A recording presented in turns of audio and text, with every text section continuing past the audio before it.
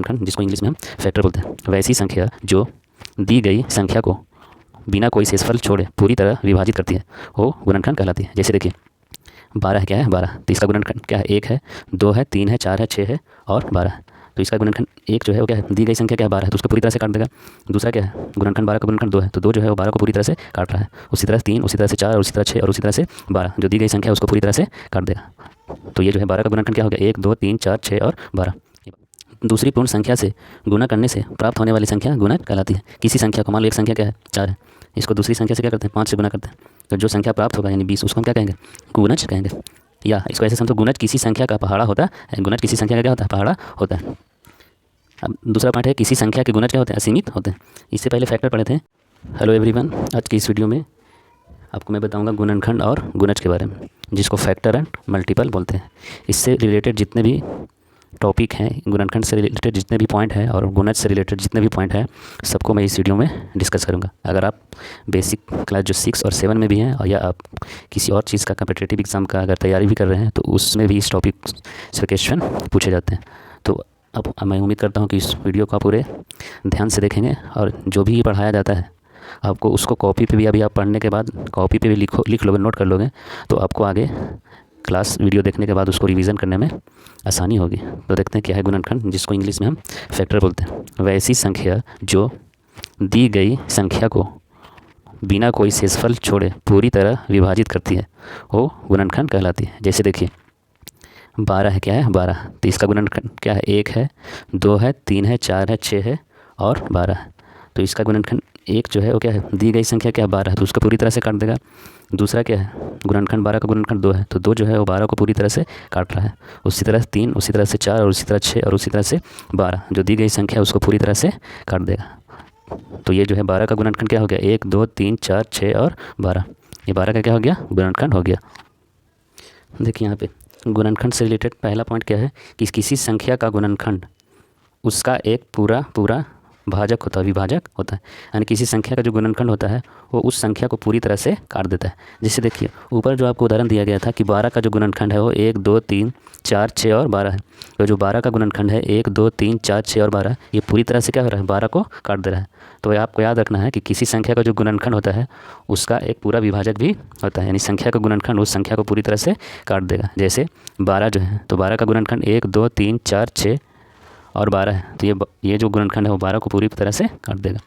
दूसरा पॉइंट आपको है एक संख्या अपने प्रत्येक गुणनखंड का गुणज भी होता है। अब गुणज क्या होता है तो अभी यहाँ पे थोड़ा सा आपको बता दे रहे हैं, उसके बाद जब अगला टॉपिक पे आपको बताएंगे गुणज के बारे में, थोड़ा देर में इसी में बताएंगे तो आप ज़्यादा बेहतर समझ में आएंगे। तो यहाँ पर थोड़ा सा देख लेंगे। जब हम 20 को क्या लिखते हैं 4 गुने 5 लिख सकते हैं, तो हम कहते हैं कि 4 और 5 संख्या 20 के गुणनखंड है।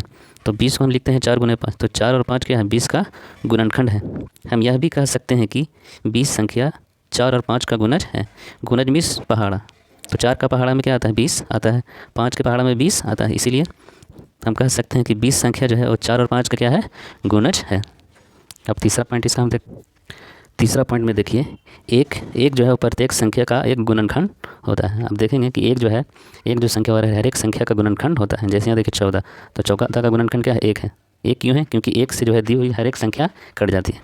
जैसे 15 है तो सॉरी जैसे देखो यहाँ पे मान लीजिए क्या लिखते हैं 15, यहाँ पे लिख देते हैं, यहाँ पे 15 लिखते हैं, तो 15 जो है वो 1 से कट जाएगा। 16 भी लिखेंगे वो भी 1 से कट जाएगा, तो जितनी संख्याएँ हैं वो 1 से कट जाती है।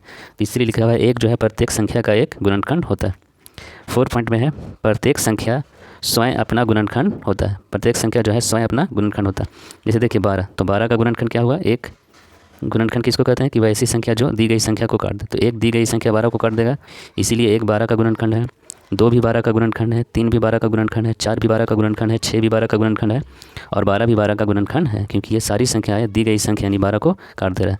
तो वही बोल रहा है कि प्रत्येक संख्या स्वयं अपना गुणनखंड होता है। जैसे 12, तो 12 जो है अपना गुणनखंड भी है यहाँ 12, क्योंकि 12 12 को काट देगा। उसी तरह यहाँ 14 देखो, 14 भी जो है वो भी क्या रहा है अपने आप को काट दे रहा है, तो 14 भी अपने आप का गुणनखंड। तो प्रत्येक संख्या जो है वो अपने आप का गुणनखंड भी होता है। आगे देखिए एक संख्या का प्रत्येक गुणनखंड उस संख्या का एक पूर्ण विभाजक होता है। यानी एक संख्या जो है उसका जितने भी गुणनखंड आएंगे वो दी गई संख्या का विभाजक होता है, यानी दी गई संख्या को काट देगा। जैसे 16 का गुणनखंड क्या हुआ 1, 2, 4, 8, 16, तो जितने भी गुणनखंड आए वो दी गई संख्या को विभाजक है, यानी दी गई संख्या को पूरी तरह से काट देगा। देखिए आगे पॉइंट है 6 में, एक दी हुई संख्या का प्रत्येक गुणनखंड उस संख्या से छोटा या बराबर होता है। यानी एक दी गई संख्या, मान लो संख्या कितना है 12, तो इसका गुणनखंड क्या होगा, 1 होगा, 1 से कटेगा, 2 से कटेगा, 3 से कटेगा, 4 से कटेगा, 6 से कटेगा, तो 6 गुणनखंड 12 भी इसका क्या है, गुणनखंड 12 का।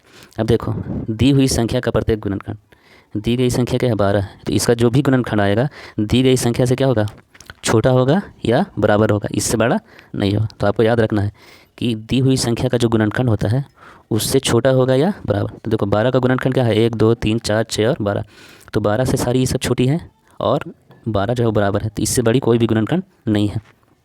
आगे देखिए, एक दी हुई संख्या के गुणनखंडों की संख्या सीमित होती है। जैसे यहाँ देखिए दी गई संख्या मान लो 14 ले लो, तो इसका गुणनखंड क्या होगा, 1 हो गया, 2 हो गया, 7 हो गया और 14 हो गया, इसके अलावा और इसका गुणनखंड नहीं है। तो वही बोल रहा है कि दी गई संख्या का जो गुणनखंड होगा वो क्या होगा, सीमित होगा, यानी लिमिटेड होगा, लिमिटेड होगा। हम बोल सकते हैं 14 का गुणनखंड 1 2 7 और 14 होगा, इसके अलावा और कुछ नहीं होगा। उसी तरह से 12 का गुणनखंड जो होगा 1 2 3 4 6 और 12 होगा, इसके अलावा और कोई 12 का गुणनखंड नहीं होगा, क्योंकि जो दी गई संख्या का जो गुणनखंड होता है क्या होता है, सीमित होता है। क्या होता है, सीमित होता है, आपको याद रखना है। अब देखिए गुणज यानी मल्टीपल, तो किसी संख्या को दूसरी पूर्ण संख्या से गुणा करने से प्राप्त होने वाली संख्या गुणज कहलाती है। किसी संख्या को, मान लो एक संख्या क्या है 4 है, इसको दूसरी संख्या से क्या करते हैं 5 से गुना करते हैं, तो जो संख्या प्राप्त होगा यानी 20, उसको हम क्या कहेंगे, गुणज कहेंगे। या इसको ऐसे समझो, गुणज किसी संख्या का पहाड़ा होता है, गुणज किसी संख्या का क्या होता है, पहाड़ा होता है। अब दूसरा पॉइंट है, किसी संख्या के गुणज क्या होते हैं, असीमित होते हैं। इससे पहले फैक्टर पढ़े थे, कि फैक्टर जो पढ़ा था यानी गुणनखंड पढ़े थे, गुणनखंड क्या था, सीमित था। जैसे आपको बताए थे 12, तो 12 का गुणनखंड 1 2 3 4 6 और 12, ये यही था, इतना ही गुणनखंड था, इसके अलावा नहीं था। लेकिन 5 के अगर हम गुणज लिखते हैं तो 5 का गुणज लिखने का मतलब उसका पहाड़ा अगर हम लोग लिखते हैं तो 10 लिखेंगे, 5 लिखेंगे, 10 लिखेंगे, 15 लिखेंगे, 20 लिखेंगे, 25 30 35 40 45 50, उसके आगे हम और लिख सकते हैं 55 60 65, जितनी भी संख्या है उसको हम लिख सकते हैं। इसीलिए बोल रहा है कि किसी संख्या के जो गुणज होते हैं वो असीमित होते हैं, यानी अनलिमिटेड होते हैं। अब गुणज आपको समझ में आ गया होगा कि किसी गुणज आपको लिखने के लिए बोलेगा 5 का गुणज लिखिए या 6 का गुणज लिखिए, तो 6 का हम पहाड़ा लिख देंगे, 6 लिखेंगे, फिर 12 लिखेंगे, फिर 18 लिखेंगे, फिर 24 लिखेंगे, इसी तरह से हम और आगे लिखते चले जाएंगे। आगे हम देखते हैं, देखिए यहाँ पे लिखा हुआ है, एक संख्या का प्रत्येक गुणज उस संख्या से बड़ा या उसके बराबर होता है। यहाँ देखिए, जैसे इससे पहले आपको बताया गया था कि गुणनखंड के बारे में, तो गुणनखंड के बारे में बताया गया तो उससे छोटा होगा, दी गई संख्या से छोटा या बराबर होगा। लेकिन इसमें जैसे गुणनखंड हम बताए थे, 12 का गुणनखंड क्या होगा, 1 होगा, 2 होगा, 3 होगा, 4 होगा, 6 होगा, 12 होगा। तो गुणनखंड के बारे में बताए थे दी गई संख्या से उसका गुणनखंड या तो छोटा होगा या बराबर होगा। लेकिन गुणज का बात करें तो दी हुई संख्या से बराबर होगा या उससे बड़ा होगा। तो यहाँ 25 है तो उससे क्या है, बड़ा है या उसके बराबर। यहाँ देखो तो वही है कि एक संख्या का प्रत्येक गुणज उस संख्या से बड़ा या उसके बराबर होता है। जैसे 5 एक संख्या है तो इसका गुणज क्या हो गया, 5 हो गया, 10 हो गया, 15 हो गया, 20 हो गया, 25 हो गया।